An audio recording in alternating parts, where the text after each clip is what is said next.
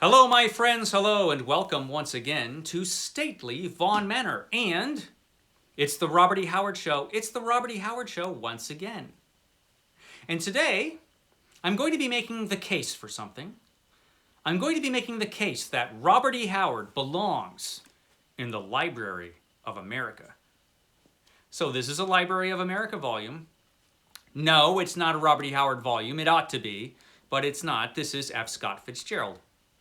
I happen to be, as well as being a Robert E. Howard fan, I am an F. Scott Fitzgerald fan as well. And this is one of the newer Library of America volumes. This is the second volume of Fitzgerald that they've published. This is the one with the Great Gatsby in it. And the Library of America, if you don't know what it is, they have a handy blurb here at the back, which I will read to you quickly. The Library of America, a non-profit publisher, is dedicated to preserving America's best and most significant writing in handsome, enduring volumes featuring authoritative texts. So that's the Library of America in a nutshell. They have been around since the early 80s, publishing America's best and most significant writers in these very nice hardcover volumes. These are quality hardcovers. They're compact, very nicely done, durable. Paper is thin, but really nice quality paper, and they do that so they can fit a lot in here. I mean, every Library of America volume they're usually anywhere from 800 to 1,300 pages, so you get a lot in these volumes, and they're beautiful books. I have a ton of them. I love the Library of America. I think it's great. But Robert E. Howard is not in the Library of America, and I believe he should be.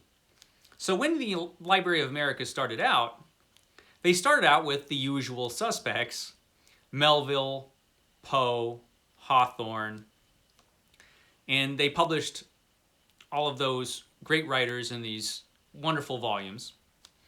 But they've been publishing books ever since then. And what volume are they up to? Well, this is not the newest volume, but this one is number 353. Is that possible? Do they have 353 volumes by now? So they've published a lot, the Library of America. And one thing you'll notice if you look at the earlier years of the Library of America is, with a couple of exceptions, they tended to steer clear of genre fiction, with one notable exception, which would be crime. Raymond Chandler, Dashiell Hammett, two writers that started off in the pulps. Great crime writers. They totally belong in the Library of America. And the Library of America, very early on, seemed very comfortable with crime fiction. They came out with a 2-volume anthology of different crime novels. So crime was okay. Crime was okay in the Library of America. But for a long time, they tended to steer clear of a lot of genre fiction. Science fiction, horror, that kind of thing. Fantasy, that sort of thing. They tended not to touch that. Crime was okay, though, and I think they might have had a common prejudice when it comes to literature in favor of literature that is not fantastic. Stuff that could actually possibly happen in the real world, for example, as opposed to fantasy or horror or science fiction, which can't happen in the real world.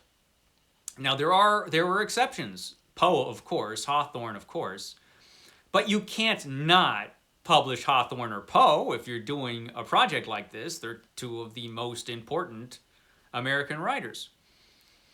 But as they moved along, for a long time they steered clear of some of that stuff. Now they did change their tune on that, happily.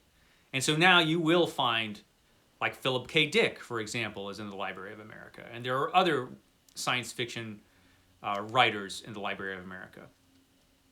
Ursula K. Le Guin, for example, is in there. I applaud both of those choices. And a groundbreaking moment happened in 2005 when the Library of America published H.P. Lovecraft's Tales. So they published H.P. Lovecraft's stories of fantasy and horror in the Library of America. And that was a really important moment for those of us who appreciate H.P. Lovecraft and just horror fiction in general. I think the way was paved by Penguin. Penguin published 3 different volumes of H.P. Lovecraft. And so they showed Lovecraft the respect that up to that point he had not gotten by publishers of classic works. So I think it was easier for the Library of America to publish Lovecraft after that. And Lovecraft is very, very important. Even if you're not a fan of his writing style, and a lot of people are not, I happen to argue that his writing style really, really works for what he's writing. But a lot of people don't like it. But it has to be said, even if you don't think he's America's best, he is significant, very significant. He's been tremendously influential. He belongs in the Library of America, as do so many others who are not currently in here, including, I believe, Robert E. Howard. Now, H.P. Lovecraft, who was published in the Library of America, was one of the big 3 of Weird Tales. The other 2 being Clark Ashton Smith and Robert E. Howard. Weird Tales being the pulp magazine where Lovecraft, Howard, and Clark Ashton Smith published most of their stories. So, by this point, the Library of America had published work that was originally published in pulp magazines. So they weren't totally steering clear of pulp writers or writers that had been in the pulps. Now you can make a good argument that Chandler, Hammett, and Lovecraft are all more than pulp writers, that they have gone beyond the bounds that you normally associate with pulp writing.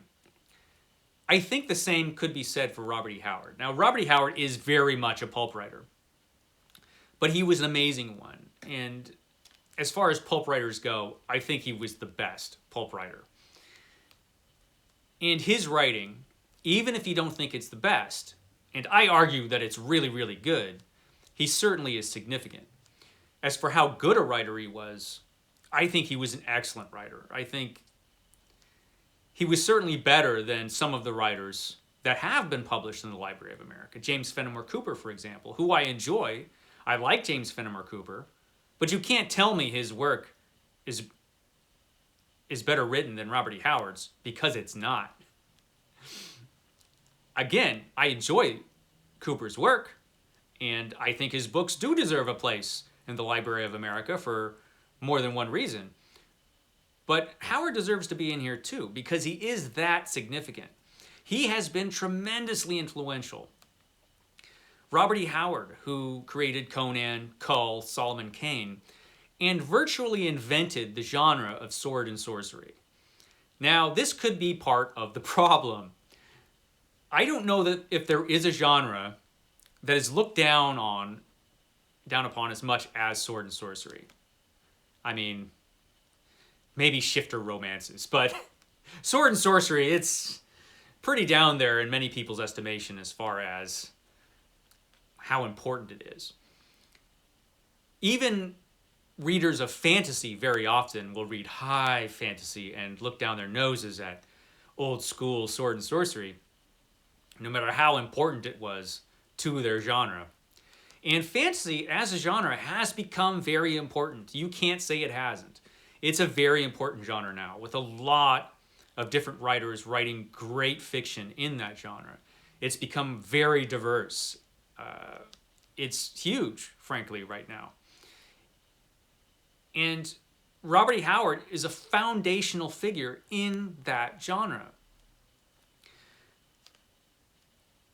Even aside from the sword and sorcery aspect of it, just the fantasy aspect of it, Robert E. Howard is very, very important. As well as just influencing other genres as well. Of course, Conan has been adapted into many different media. Comic books, films, television shows, video games. Now, the quality of some of this stuff, particularly the TV shows and a couple of the films, has not been great. That probably also doesn't help Robert E. Howard's case because many people who judge Robert E. Howard don't read Robert E. Howard. Many people judge the character of Conan, for example, on things other than the actual fiction, the actual stories that Robert E. Howard wrote about Conan. Those are great stories. Different Robert E. Howard fans have different opinions about what his best work was. I think it probably was Conan, with a couple notable exceptions.